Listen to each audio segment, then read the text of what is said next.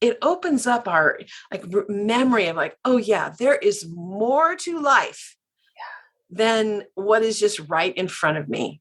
Yeah. Yeah. It's an invitation to other realms.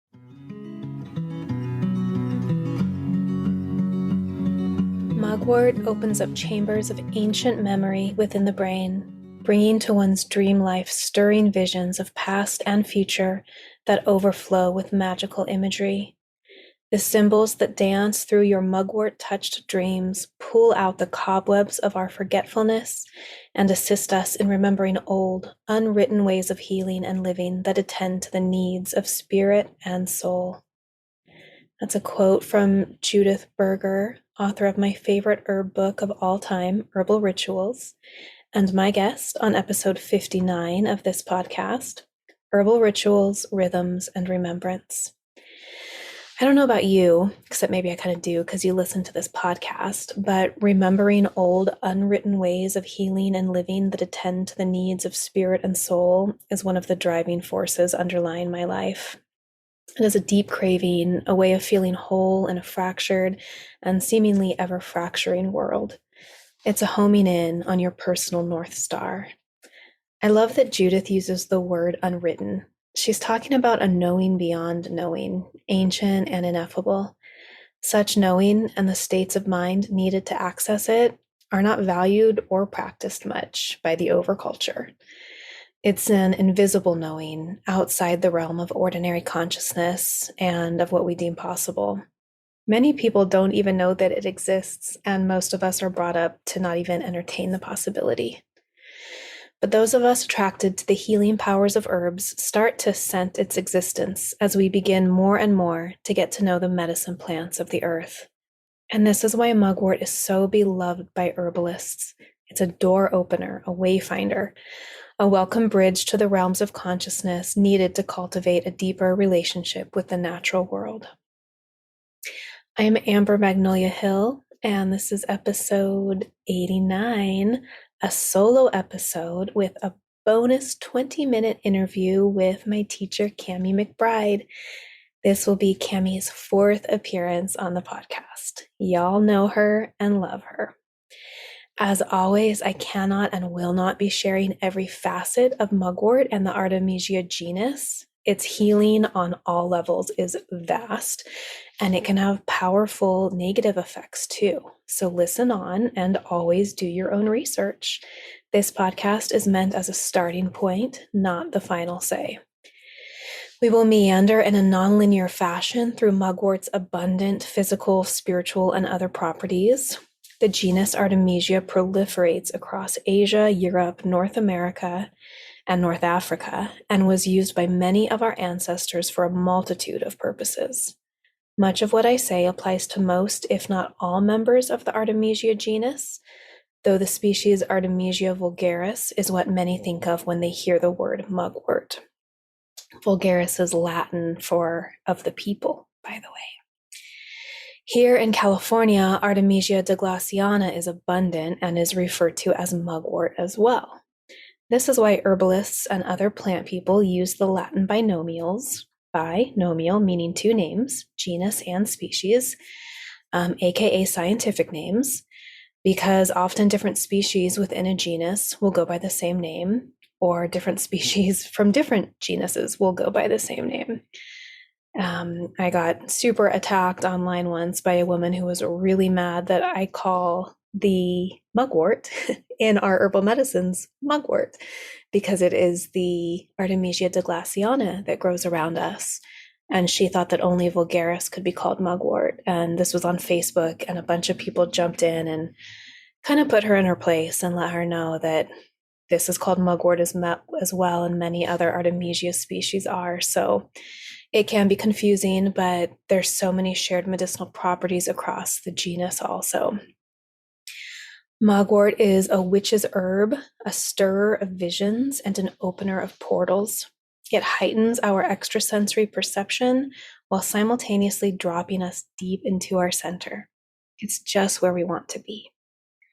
To quote Judith again, known to many as an herb of magic, mugwort allows us to live in several worlds at once, expanding and nourishing the habit of drawing our gaze before us to that which is visible and behind us to that which is invisible.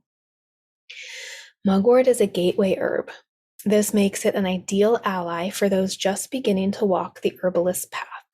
This is why we incorporate mugwort into 2 of our body oil blends and our dream elixir as well. By opening the doors of perception, it allows both beginning and experienced herbalists to shift into a new way of perceiving the world, and therefore a new way of engaging with plants and with the healing process. I truly think of mugwort as an initiator onto the plant path. Obviously, it's not going to work like that for everyone, and other people have their own initiatory herb that welcomes them. But for me, it was mugwort.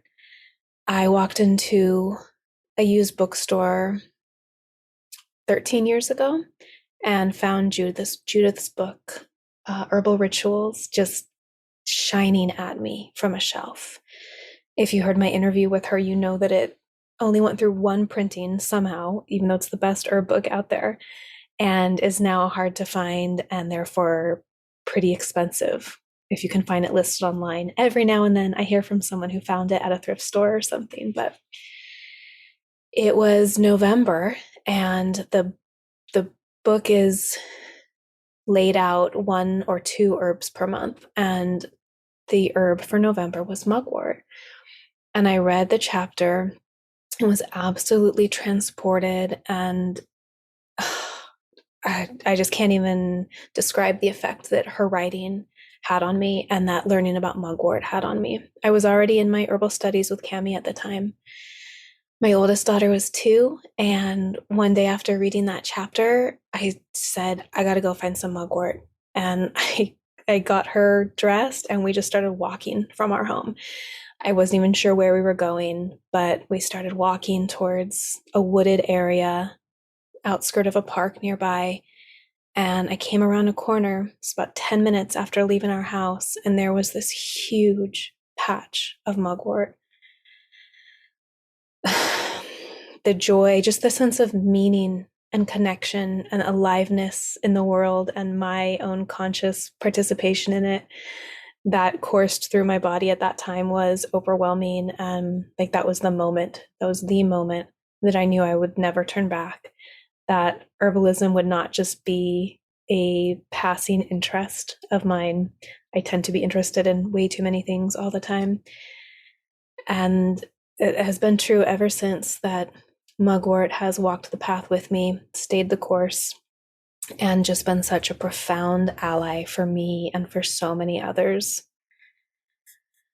Mugwort is a potent healer of the physical as well as all these amazing spiritual and psychic properties. And you can learn this for yourself instantaneously by placing a leaf in your mouth. That strong, very bitter taste tells you that there is some serious medicine going on here. When the tongue perceives the bitter taste, gastric juices start flowing and the digestive tract prepares itself to receive and assimilate food. Today, most of us avoid the bitter taste, but our ancestors recognized it as highly medicinal and sought it out when foraging for food and medicine.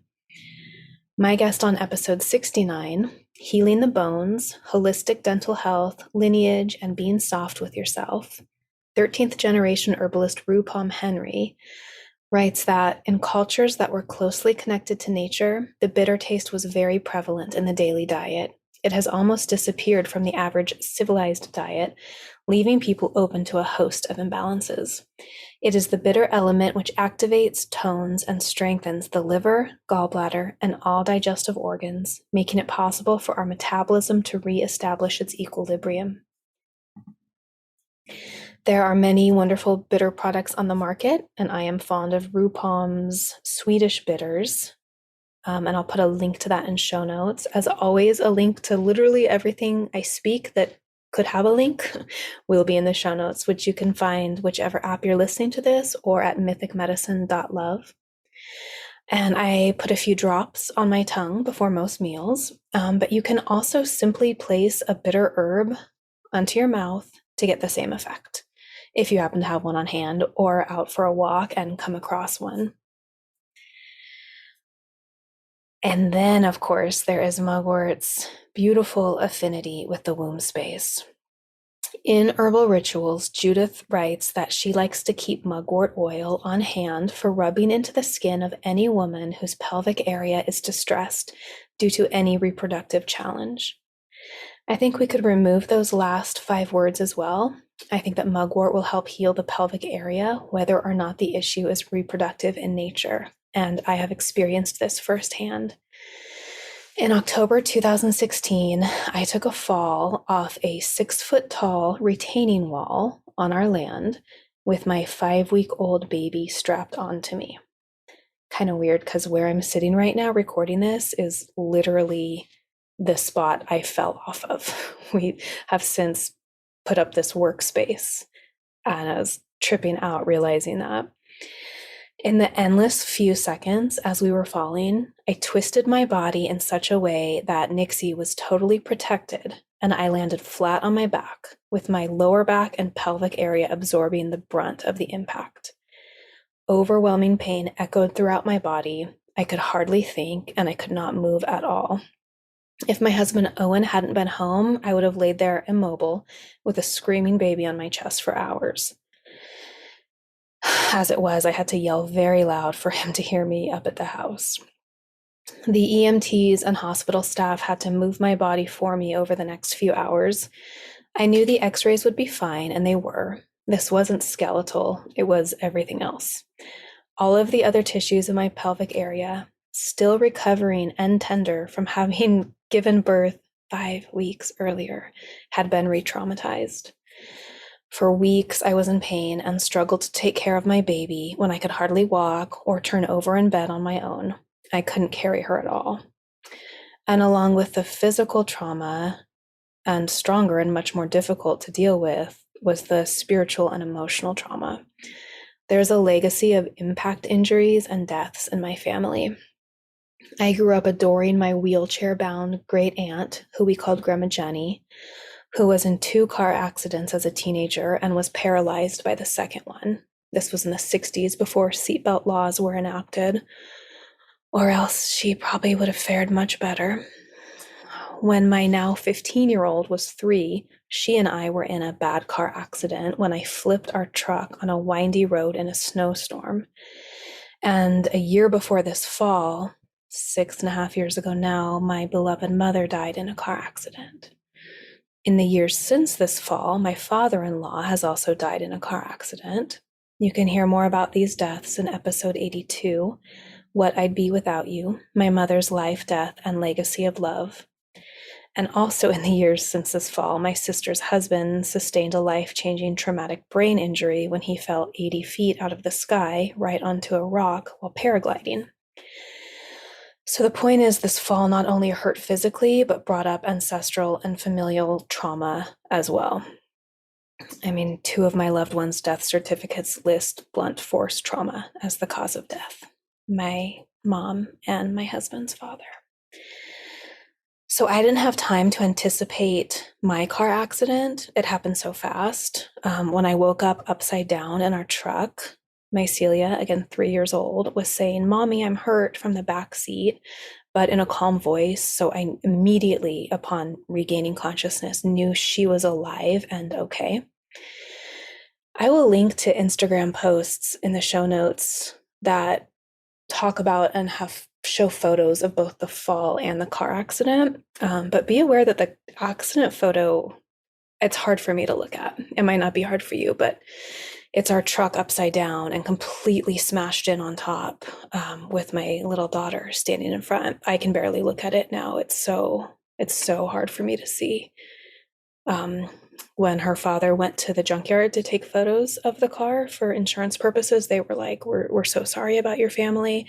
And he was like, "Oh, they're fine." And they were like, That's not even possible. And you'll have the same thought when you see the photo. I've never, on the drive to the hospital afterwards, I just was overcome by a feeling of gratitude and that we had been somehow protected. It really was miraculous. And then for my mom, I'd always feared that she would die in a car accident coming home from work. So there was this strange and immediate acceptance when I got the news. And she had also been such a loving and warm person that I felt totally suffused with her love, even in the depths of my grief. And that helped me to get through it. But this fall off the retaining wall was totally unexpected. And I knew it was happening. When it comes to these kinds of traumatic bodily accidents, whether or not the person knows it's happening and has time to feel fear can play a role in how the trauma is laid down in the nervous system. So the few seconds between the moment I realized we were falling, and I don't even know what happened. I was just walking like I walked all the time with her, just getting some fall air, gentle walking, recovering from birth, getting my baby outside. And all of a sudden, I knew I was going down. So, in those few moments between when I realized we were falling and the moment of impact seemed to last forever, super slow motion, and I was terrified that I would hurt her. So, to follow that level of fear immediately with the level of pain that I felt ensured that the whole experience would settle in deeply to my nervous system, and it did. I had 2 body workers tell me in the week afterward that they felt like my spirit had left my body. And the 3rd body worker I saw pointed out that that is basically what trauma is. And I sure felt it. I felt broken at my core in more ways than one. One evening, soon after the fall, Owen was showing me some mugwort seeds he'd harvested. I put the seeds in my mouth. It's almost an unspoken pact I have with this plant. Every time I see it, I pick a leaf and put it on my tongue, even if I don't really want to, because the bitter taste is so strong. But I think this is one reason that I have such a deep relationship with mugwort. One of the surest ways to get to know an herb is to place it on your tongue.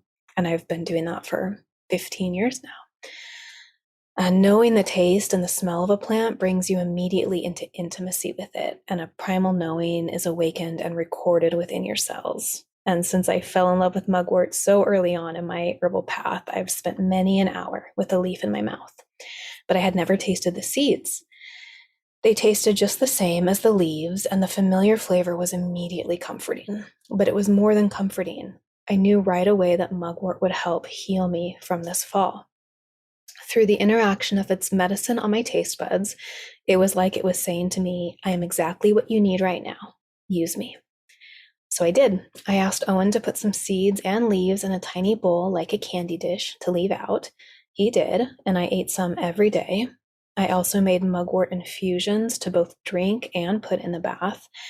And I rubbed mugwort infused oil onto my lower back, lower belly, and pelvic area daily.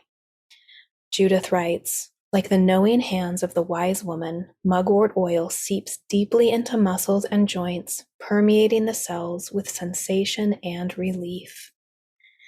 I was taught the same thing in my herbal apprenticeship with Kami McBride, that mugwort gets into the deepest tissues of the body, and combined with any other herbal oil, it will bring that oil's medicine to depths within the body that it wouldn't get to otherwise.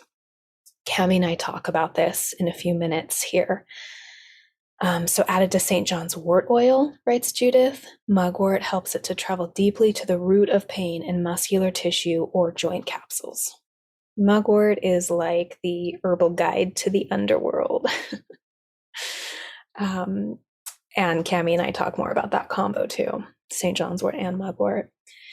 Judith also writes that mugwort makes a potent, deep green belly oil, which can be rubbed externally over the womb and ovaries to relieve cramps and help dissolve cysts, and reminds us that famed 16th century herbalist Culpepper called it a speedy and certain help for sciatica. So, as you might imagine, after reading all of this and having that experience with putting the mugwort seeds in my mouth, the mugwort did heal my injury and did so much more quickly than I'd expected. I was thinking I still had months of pain and recovery time ahead of me, but I was better within a week once I started using the mugwort every day in numerous ways with the intention of healing this injury. So I used the plant in all the ways I just described, but it was getting a moxibustion treatment with the mugwort that seemed to be the definitive turning point in my healing. Moxibustion or moxa is a TCM practice, traditional Chinese medicine, of holding a stick of burning mugwort just above the skin at strategic points along the body, and is used to warm, invigorate, and encourage the flow of qi to that point along the meridian lines. Moxa is super magical and like so simple to do, and it's used with mugwort leaves. So not only did the pain completely disappear, but I also felt whole again and like I returned to myself. So in this way, this is how I see mugwort having a bigger use for the entire pelvic area beyond just uterine, which it's commonly used for. And honestly, as you'll hear Kami say, I think mugwort can be used beyond just the pelvic area. It's a healer. It's a deep healer for all the tissues of the body. And so speaking of uterus, it's known as an emmenagogue, meaning it can be useful in starting a late or stagnant period. It brings on the blood. I have to say, I have found this effect to be quite weak, and I've heard the same from other herbalists, but cultures the world over do use it this way, and I'm positive it has worked for many, many, many people. I have personally found Angelica or Dong Quai more effective for bringing on a late period.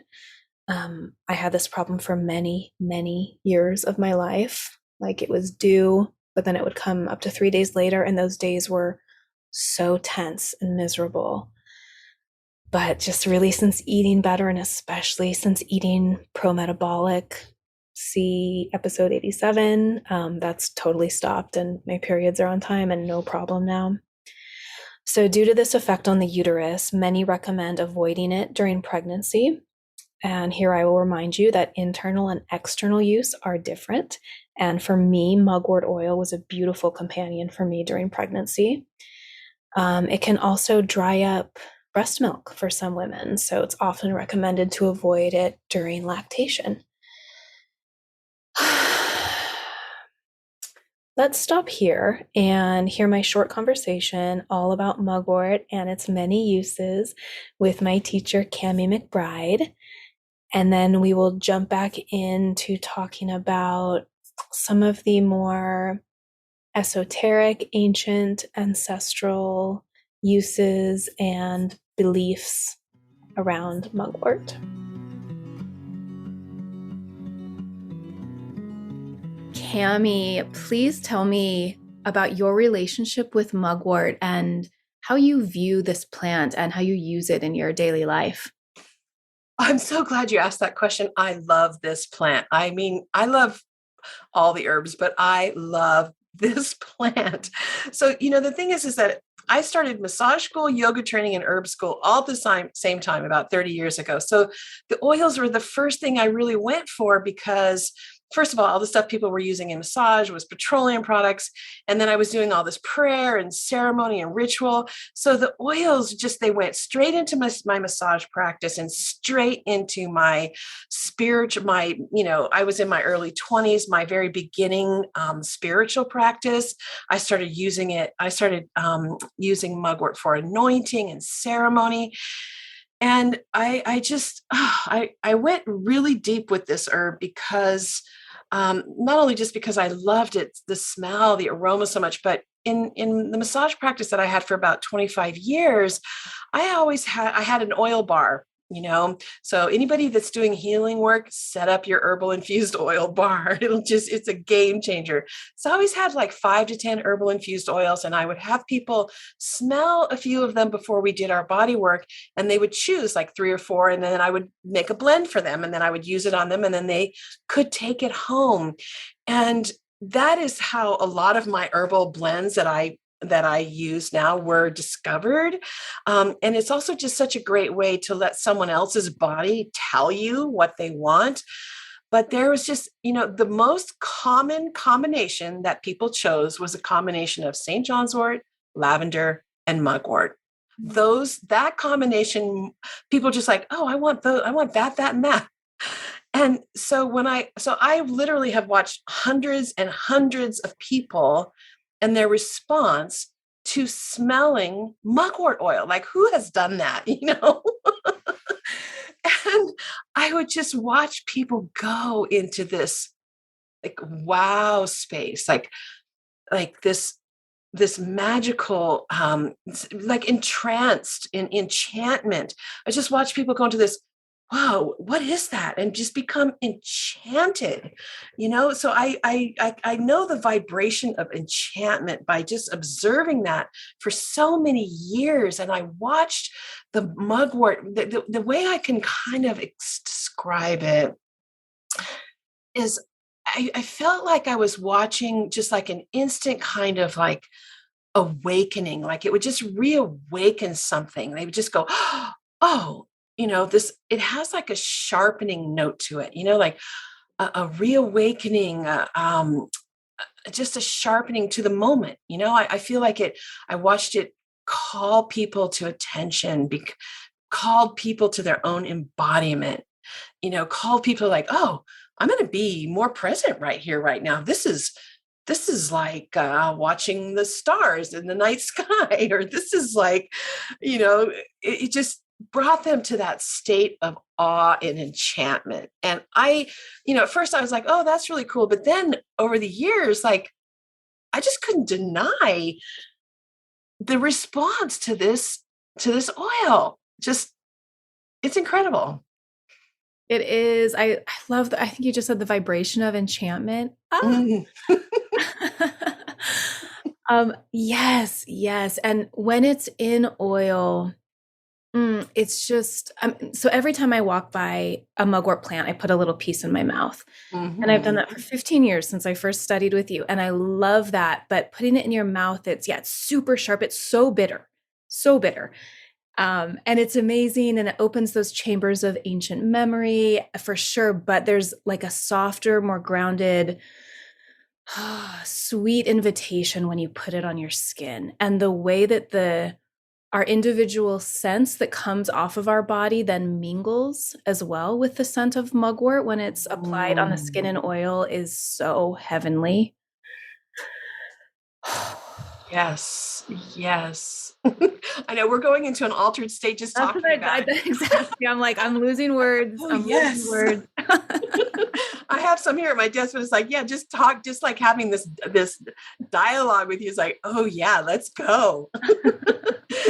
It's like all of so for so many people, our aromas are so predictable. We've got the dish soap, the laundry soap, and this aroma, it's like, it's spicy, it's sweet, it's gentle, it's strong, it's unpredictable. It's like an unpredictable aroma. As people go, well, wait a minute, what is that? And it just, it opens up our like memory of like, oh yeah, there is more to life than what is just right in front of me. Yeah. Yeah. It's an invitation to other realms. And so, like, more physically, medicinally speaking, what does mugwort do in our bodies when well, let's talk about when we take it internally. I'm curious about that, what you have to say about that. But then, of course, I want to know about when it's oil applied directly to the skin as well. Yeah, so mugwort internally, I mean, it's been used for a long time. It has so many uses. It's very, it's one of the things is it's bitter. You don't have to go buy a big, strong or an expensive bottle of bitter tonic, complicated formula. All you need is like a little piece, quarter piece the size of your fingernail before a meal, and boom, bitter tonic. You are going to absorb that meal better. You're going to get more nutrition out of it. It is an amazing bitter tonic in really small amounts. It is contraindicated in pregnancy. And so, it's an emmenagogue and it can be an abortifacient. So it's, yeah, you can do other oils and other things besides the mugwort. But one of my favorite ways to use mugwort besides in the oil is to make a vinegar out of it. I love mugwort vinegar.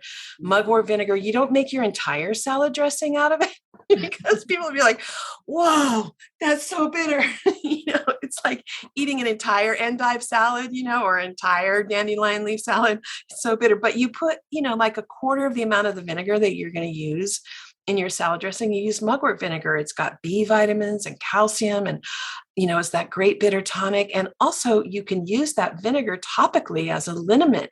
The herbal vinegar is really good for sore muscles and sore joints. And so for me, that I really love the using the vinegar, adding that little bit to the marinades and everything, and get that bitter tonic in. I'm just going to plug your book now, The Herbal Kitchen, where you have just so many recipes and recipe templates for all sorts of ways to incorporate herbs into your everyday kitchen cooking. Yeah, it's so true. That's book. Let's do it. But also, so for the oil, it's spicy, it's warming, we call it a penetrating herb, a penetrator or a driver or an activator. You add a little bit of mugwort oil to any other oil you're using, and it's going to help drive that medicine of the rest of the herbs deeper into the body, because it increases circulation, it's warmth, it's a driving herb. So you can increase the efficacy of your other oils by adding some mugwort to your other oils. I mean, you can use it on its own also, but it is one of these great driving activator oils, which I just love that. I have since you brought up the herbal kitchen, I'll just quote from it real quickly. It says, "Mugwort is truly a massage therapist ally. It warms and relaxes sore muscles so you don't have to work as hard. It increases blood circulation. It has a deeply penetrating nature that helps relieve pain."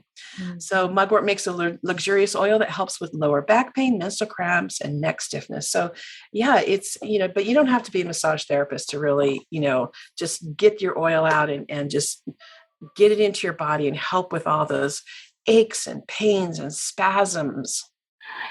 I remember you teaching me that 15 years ago in class, that Mm. mugwort drives the other herbs it's combined with deeper into the body. And I've never forgotten that. And it's definitely fundamental to my understanding of just kind of what a deep herb this is, Mm. she's deep. Yeah. So it does. It's warming. I mean, you know, I feel like it's an underused oil. It's one of those underused oils, like, calendula, and there's a lot of oils that have become more popular now, but mugwort, it helps with coldness and stiffness and spasms and tension and aches and pains. And it's really renowned for helping with premenstrual stagnation and aches and pains. If you think of your uterus as a muscle, and if you've been cold or stressed, the muscles, they get cold, dry, tight, and agitated, and they tighten. And when the tighter a muscle gets, the more prone it is to spasming.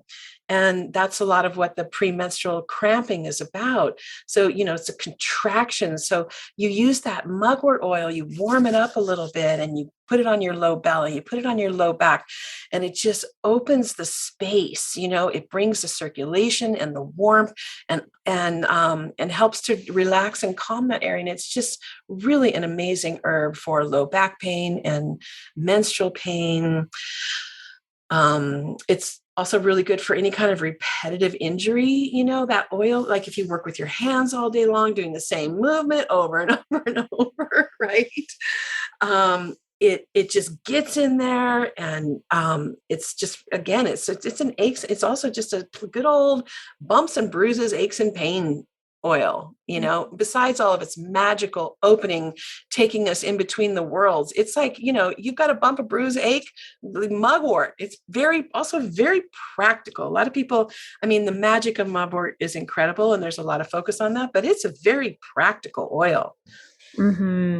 I'm so glad you brought up menstruation and bleeding time, because yeah, not only is it going to be physically helping any feelings you may be having in the womb space, but at that time of month, we're in a more relaxed state of mind. We're more perceptive and open to perceiving things that we might not be able to in the other parts of our cycle.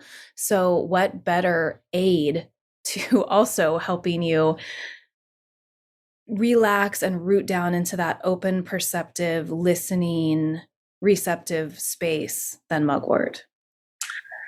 Yeah. Yeah, I mean, you've got all that blood and all that energy and all that chi focused in one spot in your body, in your womb, just ready to go. And it pulls you down there to be like, okay, what is happening? What is going on? It's like, I always like to say, it's like, our life is like, we're always on the 11th floor of the elevator. We're always like up, we're up here, we're producing, and menstruation says, hey, let's just take the elevator down to the basement for a little while, but if you try to stay on the 11th floor, then that's where all the contraction and the pain, and because all that energy in your womb is calling you to just be right there and pay attention. I mean, that's where your intuition lives. And so if we can just, oh my gosh, even just a few hours each menstruation. I mean, it's great if we can take a day, but yes, mugwort pulls us down, the warmth into that part of our body. And yeah, it opens the space for us to really hear what's going on deep. Like it's the truth serum. Menstrual time is our truth serum time. It's like, and so a mugwort helps you, ride the elevator down. I love that. Now I'm excited to start my period tomorrow. Yes, mugwort helps you love your blood. Yes. Which you really taught me, Kami. You were the Oh, first person to say to me, you can embrace this time. You can slow down, you can flip the overculture's narrative on its head and learn to love your moon time. And oh, oh. thank you so much for that. And we talk more about this too in your first ever interview on this podcast, which was number 20. Um, Mm. Gosh, Mm. I can't believe I'm just so grateful for you, as you know. And it's been 15 years now this year. And that's like an important chunk of time. That's an anniversary worth Mm. marking since I drove a couple hours once a month to sit in your space and learn from you. And I mean, as you know, as I've shared 1,000 times on this podcast, I loved everything I learned from you in that 13 months, but the herbal body oiling just absolutely blew my mind, changed my life. I just put some stories up on Instagram yesterday asking people, what they've learned from me or what they're here for. And like half of it was herbal body oiling, herbal body oiling. So it's the time of year again when we are promoting your amazing online course, Handcrafted Healing Herbal Oils, but you're doing it a couple months earlier this year than usual. And I really loved your reason why. And I would love for you to share that with people. Well, the reason why I'm getting this earlier is because I really want to help people source their St. John's wort so that everybody in class can make St. John's wort. So if you're already making St. John's wort, the course is still really great for you because we go into all the oils and all the nuances of making the highest quality oil with all the herbs. But it's sometimes sourcing St. John's wort can be difficult. And so I have growers lined up and ready. And so we can get in before the harvest, and so that I can really help everybody source their St. John's wort and then mentor them through that exact process. So that's why so it's like, yes, let's get started in spring so we can get that part all set up. So you've got like a list of people who grow it and ship it to people. And That's right. you want to Yes. help the folks who sign up for your class hook up with those people, make sure they get St. John's wort and are able to make their own oil. Yeah, because it goes fast. The freshly grown St. John's wort goes fast. It only blooms for a short period of time. And it's like this one of these herbs that if you don't get it, it's gone. So it's like I'm really working with the growers so that we get it at the right time. So it's shipped to people and so that they can make their St. John's wort oil. Yes. I think of, St. John's wort as a solar herb. It blooms around the solstice. It loves the sun. The sunlight pulls that hypericin up, up, up. And Mm. then with mugwort, of course, there's association with the moon. And I always think of that with these two plants when I think of them, that they kind of carry the solar and then lunar energies, and they are lovely together. I've never added lavender, but I've definitely used mugwort and St. John's wort oil together many a time. Yeah, that is a great combination. And mugwort, I mean, I use it by itself for sure, but it just lends itself to such amazing blends. And again, these are blends that I just discovered over the years. And should I tell you a couple of my favorite mugwort blends? Good. So I love for menstrual, just that whole menstrual world that we've been talking about. I love a combination of mugwort, St. John's wort, and hops. Oh my gosh, I That remember that. is such a good blend. It just takes you there. It relaxes everything, opens everything up, allows you to bleed with ease. And anyway, that's I don't know. I just have hundreds of women that love that blend. And then also, I love mugwort in a hair. We always think of rosemary as the hair scalp, the hair and the scalp oil, but mugwort and rosemary together are amazing for scalp oiling. Just the increase in circulation and memory. And so those two are really good together. And I love mugwort and lavender for ceremony. Just those two together just takes me there. I want to smell that combo now. And people think of lavender, like people who don't really work with it very often and maybe are familiar with like hand soaps as being this really sweet smell, but lavender has that edge to it, kind of similar to what mugwort has. It does. The like It does. camphorous sharpness.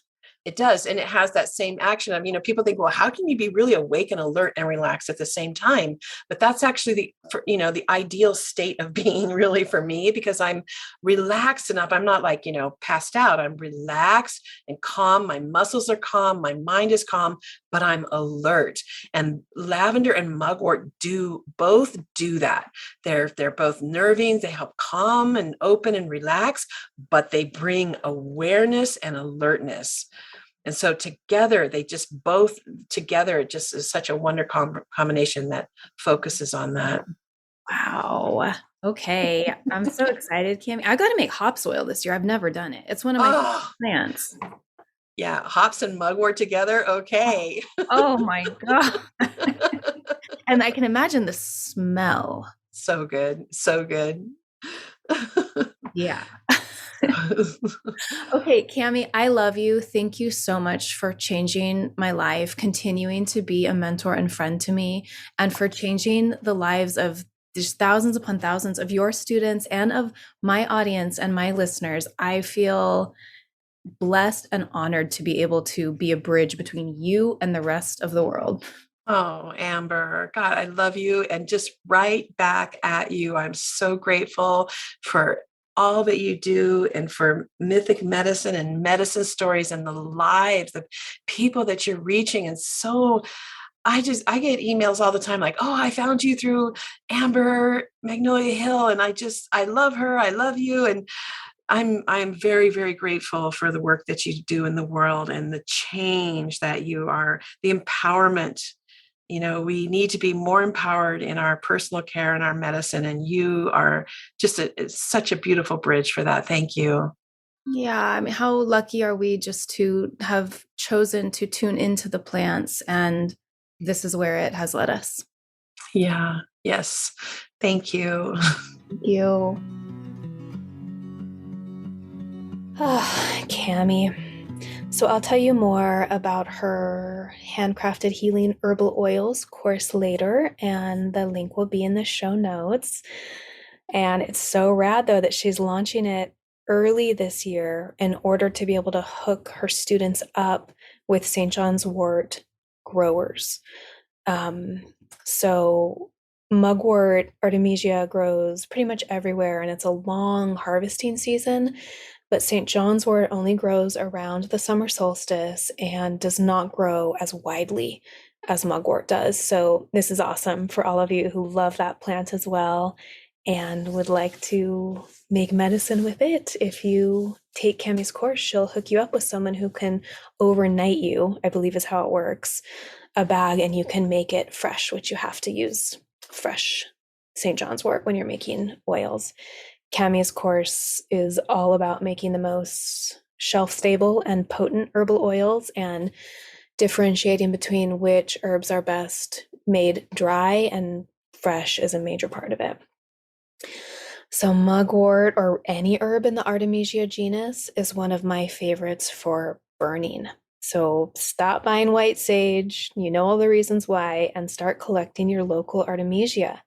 Here in the Sierra foothills, we have Artemisia douglassiana, which is lovely and is what we put in our oils and sleep medicine. And up in the high Sierra is Artemisia tridentata, or sagebrush. I like to collect the tridentata leaves each summer when we visit my hometown of South Lake Tahoe and dry them and use them for smoke medicine, like smudging, not inhaling, although people do smoke mugwort. I do also love the douglassiana for this purpose. The scent of the smoke is incredible, and all of the magical properties of this genus are present in the rising smoke, adding to the purification and whole mind, body, spirit shift that happens when we burn sacred herbs in an intentional way.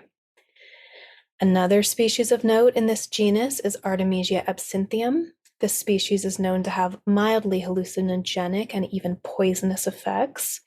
I think both of those are going to come with hardcore addictive use.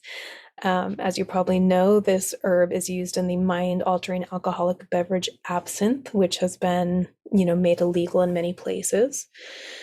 Wormwood, Artemisia absinthium, is also anti-parasitic, hence the name, wormwood. And then there's Artemisia annua, or sweet Annie, which has antiviral properties and is used as a medicine for malaria. And so these are just some of the species. There are many. And again, Artemisia is a really powerful genus. Both its physical and spiritual properties can be very strong. So please be aware of this when choosing to ingest any form of its medicine and educate yourself. Again, this podcast is meant to be a starting point and not like a thorough reference guide. And proceed with intention and reverence. So let's talk about names and beer and the moon. In his book, The Herbal Lore of Wise Women and Wort Cunners, Wolf Dieter Storl, a German cultural anthropologist and ethnobotanist with many wonderful and, in my opinion, underutilized books on herbal magic and medicine, writes, Artemis, the goddess of the hunt, childbirth, and wild animals, who never marries and can kill or heal with her darts, is associated with the full moon. The genus of wormworts, mugworts, absinthes, prairie sages, and southern worts bear her name, Artemisia. I think my, automatic changing of the spelling changed that last word.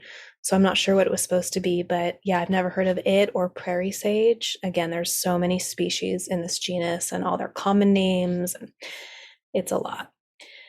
So when you look at a mugwort leaf, you will notice that it is green on top, but silvery on bottom. And folklore associates the silver underside with the silver glow of the moon, further connecting the moon and the genus Artemisia. But again, the Artemis, known as the goddess of the full moon, or her association with the full moon, is possibly why this genus was given that name. In her book, A Modern Herbal, Maud Grieve writes that mugwort was said to have derived its name from having been used to flavor drinks. It was used to a great extent for flavoring beer before the introduction of hops. So, mugwort. Wort is the Old English word for herb, as discussed in episode 79, Sunshine Medicine, the Healing Magic of St. John's Wort. Mugwort, mug herb, the herb that you are drinking in your mug. So a really long use in folk medicine and just daily life, like beer drinking and all sorts of magical rituals. I mean, again, this episode was actually really challenging for me to make because there's so many beautiful things to say. My notes are 21 pages long. I highly recommend you jump into a book or blogs or anything else you can get your hand on, because especially when it comes to the lore of mugwort, it's just so magical. and beautiful. And of course, you've realized by now that the physical healing properties are just multidimensional, and I've barely touched on them. Many people are familiar with mugwort's association with the dream space. Whether burned, ingested, rubbed onto the skin, or simply placed under the pillow, countless people have had the experience of mugwort enhancing their dreaming. This is due to the portal opening effects we've already discussed. Or perhaps a better way to say it is that mugwort opens sensory gating channels. Stephen Buhner and I talk more about this concept in episode 8 of this podcast, entitled Planetary Intelligence, Ancestral Resonance, and the Perception of the Heart. In fact, for some people, the dream modulating effects are too strong and bad experiences definitely happen. However, I'd say that most are good and many are profoundly and deeply healing. And this use of opening sensory gating channels, which you can use in ritual or ceremony during waking life, or use again to enhance dreaming time, it just is ancient and is used in every indigenous culture that I've read of where an artemisia grows. So this is a really deeply human slash artemisian activity. And I don't know, I wouldn't be scared of exploring this. I'm not scared of exploring this. In fact, I had the most powerful dream of my life on a full moon after ingesting a mugwort flower essence at bedtime. I haven't had the same experience using that same essence since then, but that one dream changed my life. So these sensory gating channel opening properties also make mugwort lovely for ancestral connection. It's perfect to use, again, in any sort of ritual or ceremony, and it need not be complex. Just connecting with mugwort in some way, taking it, putting it on your skin, burning it, with the intention to shift your consciousness into a place where you can commune with your ancestors is often enough. And I have had this experience enough times that I formulated one of our herbal oils specifically for this purpose. This oil is called Ancestral Communion. It is made with mugwort and redwood. Redwoods are among the most ancient beings on earth and hold deep caverns of memory. Mugwort has long been used as a visionary herb and an inter-realm gatekeeper. Both plants penetrate deep into the body to relax muscles, reduce inflammation, and nourish body and soul.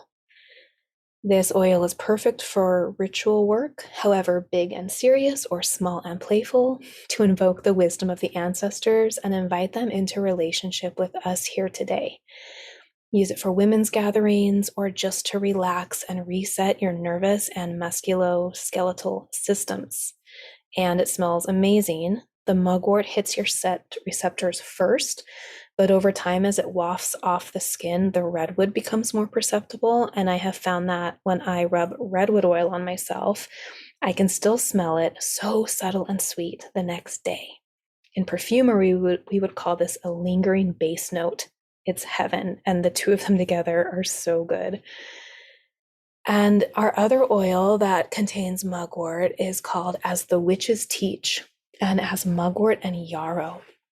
These two herbs have long been held sacred in the traditions of women, witches, and wise folk.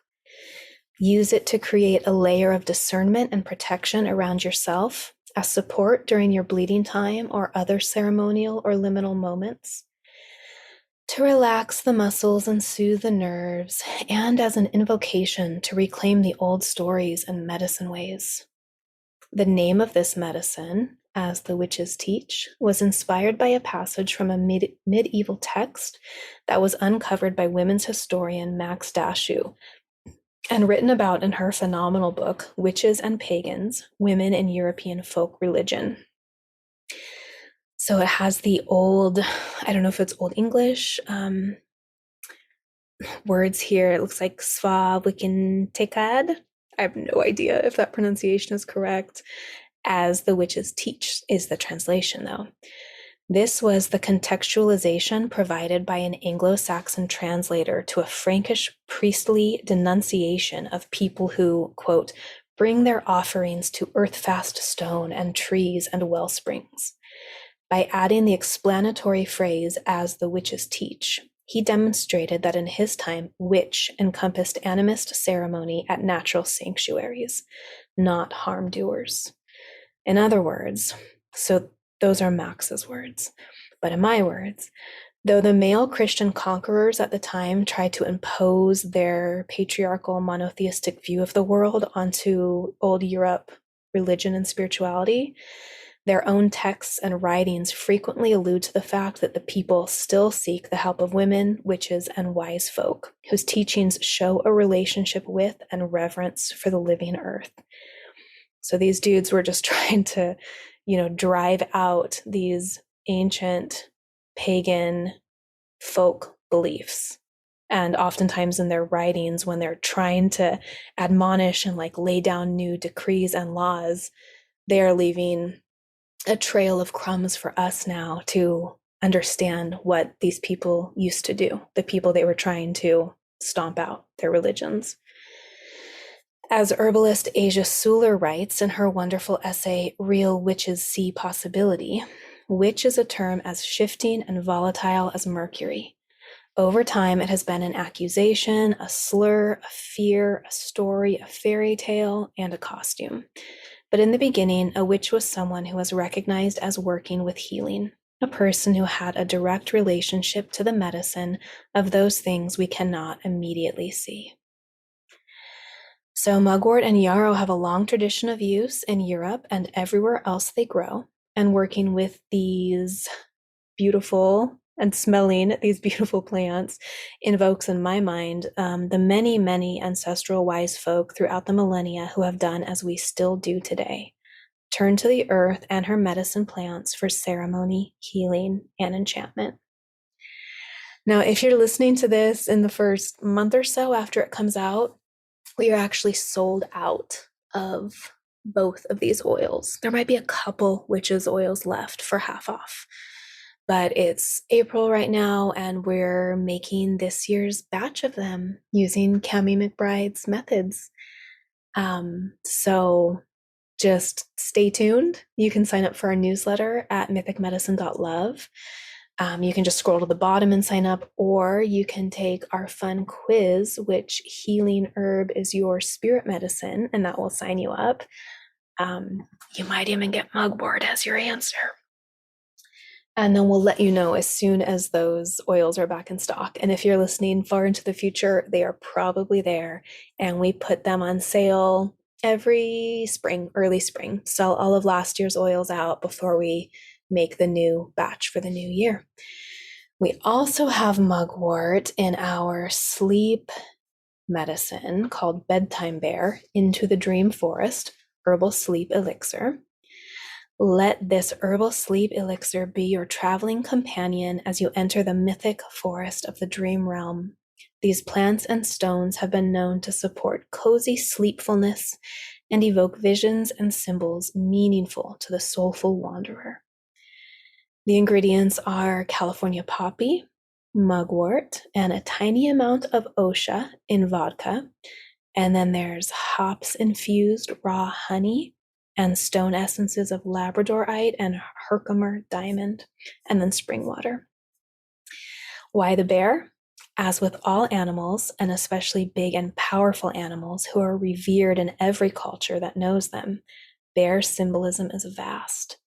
The facet of bear lore that most resonates with me and my experiences is their association with sleep and with dreaming. Bears represent the turning inward, the deep dark cavern of the unconscious, and the holy necessity of sleep. Some consider them guardians of or guides into the dream realm. The very small amount of ethically harvested osha root in the dream medicine is here in honor of the bear. So it also tastes really good, I think, and most people think it. You've never tasted anything like our Bedtime Bear Sleep Elixir. I can tell you that.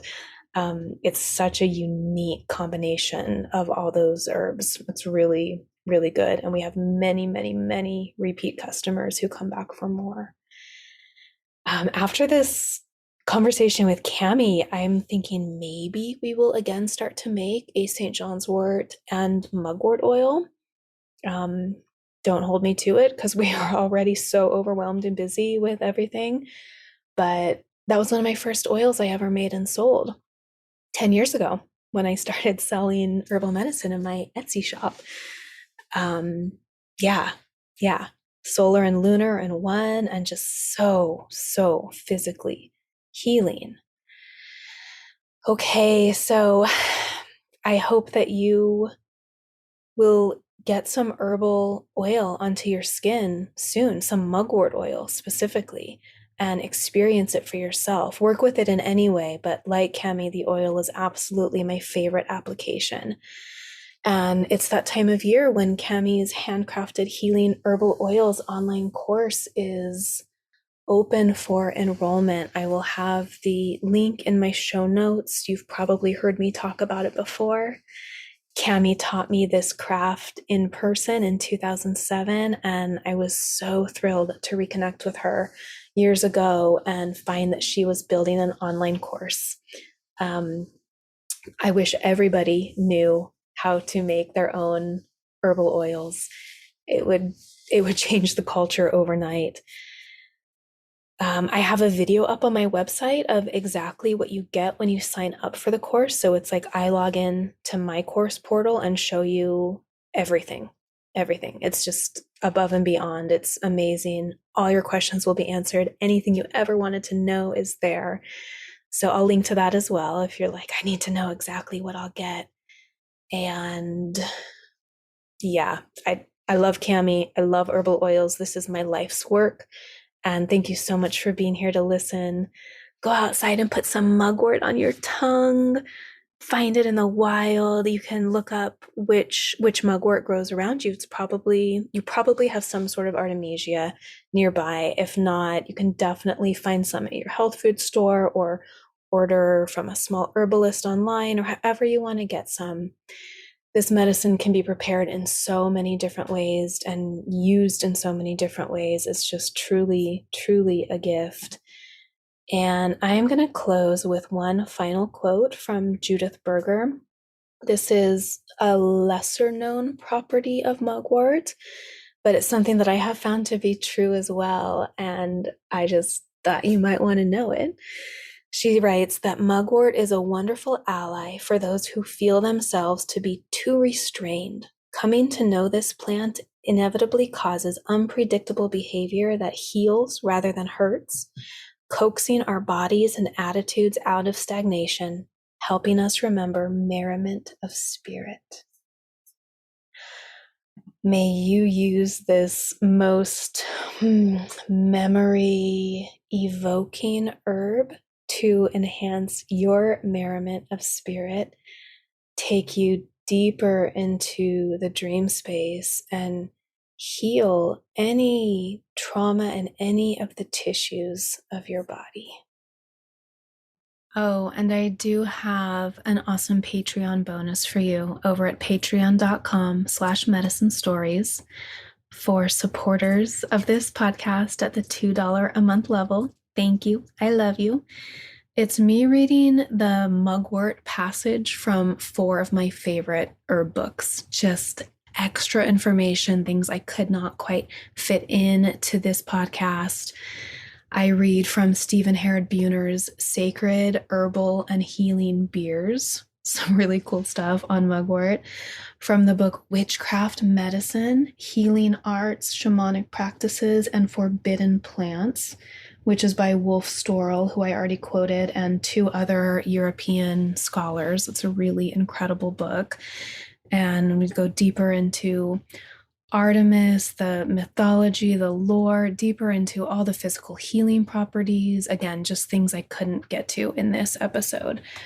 I read from Pam Montgomery's book, Plant Spirit Healing, A Guide to Working with Plant Consciousness. It was one of my early books that really got me excited about walking the herbal path. And then Wolf Storrell's book, The Untold History of Healing, Plant Lore and Medicinal Magic from the Stone Age to Present. And I'm really excited to share with you this old Anglo-Saxon, it's called the Nine Herbs Charm. And it just says something very, very beautiful about mugwort. It's from like the ninth century or something. It's very old. And what they say about mugwort in this charm has always stuck with me. And so you'll find that over at patreon.com/medicine stories. Thank you for taking these medicine stories in. I hope they inspire you to keep walking the mythic path of your own unfolding self. I love sharing information and will always put any relevant links in the show notes. You can find past episodes, my blog, and our handmade herbal medicines at mythicmedicine.love. We've got reishi, lion's mane, elderberry, mugwort, yarrow, redwood, body oils, an amazing sleep medicine, heart medicine, earth essences, so much more than I can list there. mythicmedicine.love. While you're there, check out my quiz. Which healing herb is your spirit medicine? It's fun and lighthearted, but the results are really in depth and designed to bring you into closer alignment with both the medicine that you're in need of and the medicine that you already carry and can bring to others. If you love the show, please consider supporting it at patreon.com/medicine stories.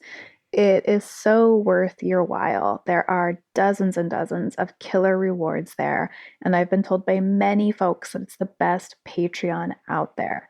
We've got ebooks, downloadable PDFs, bonus interviews, guided meditations, giveaways, resource guides, links to online learning, and behind the scenes stuff, and just so much more. The best of it is available at the $2 a month level. Thank you. And please subscribe on whichever app you use. Just click that little subscribe button and review on iTunes. It's so helpful. And if you do that, you just may be featured in a listener spotlight in the future. The music that opens the show is by Marie Sue. That's MarieeSiaux from her beautiful song, Wild Eyes. Thank you, Marie. And thanks to you all. I look forward to next time.